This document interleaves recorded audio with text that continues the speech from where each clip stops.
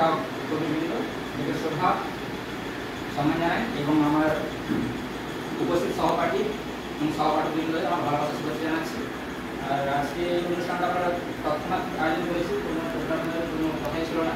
আর যদি কোনো ভুলভ্রান্তি হয়ে থাকে ছাত্রদের বা আমার সহপাঠীর কাছ থেকে বা আমার ছাত্রদের কাছে আমি ব্যক্তিগতভাবে ক্ষমা করি।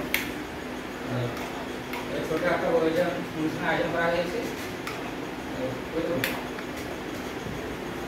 পূর্ণিমা শীত এখন কবিতা বলে একটা শোনা আছে।